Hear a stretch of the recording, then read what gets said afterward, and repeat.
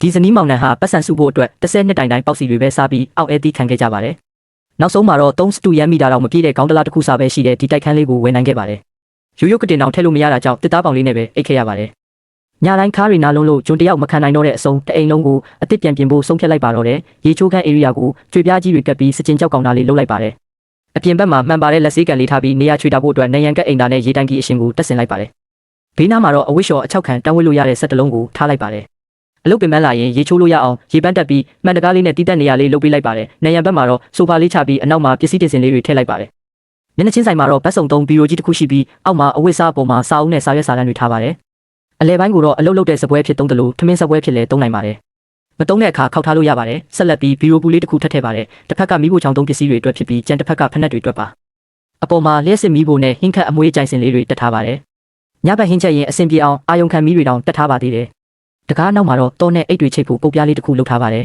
။အိတ်ရကိုတော့ခိုင်ခန့်တဲ့တန်ပေါင်ကိုတစ်သားပတ်ပြီးလုပ်ထားပါတယ်။နေရံမှာကူရှင်ပြော့လေးတွေကတ်ထားလို့မိရတာတက်တောင့်တက်တာရှိစေပါတယ်။အပေါ်မှာပစ္စည်းသေးလေးတွေထည့်ဖို့ဘီရိုလေးတွေရှိပြီးအောက်မှာတော့လိုအပ်တဲ့ပစ္စည်းလေးတွေထည့်ဖို့အန်ဆွဲပါပါတယ်။မွေရအီလေးခောက်လေးကလက်ရမ်းနဲ့အောက်ကရေခဲတက်တာအသေးလေးကြောင့်ဒီအိတ်ရဟာတက်တောင့်တက်တာရှိပြီးအတုံးလဲတက်စေပါတယ်။ခေါင်းတလအခန်းလို့အခေါ်ခံရတဲ့နေရာလေးဟာအခုဆိုစားအိတ်ရေချိုးဟင်းချက်အလုံးစုံနေသွားပါပြီ။နောက်တစ်ချိန်မှာမိသားစုလေးတစ်ခုတောင်နေလို့ရပါတယ်။တေးပေမဲ့တကယ်ကိုအံ့ဩစရာကောင်းတဲ့အိမ်လေးပါပဲ။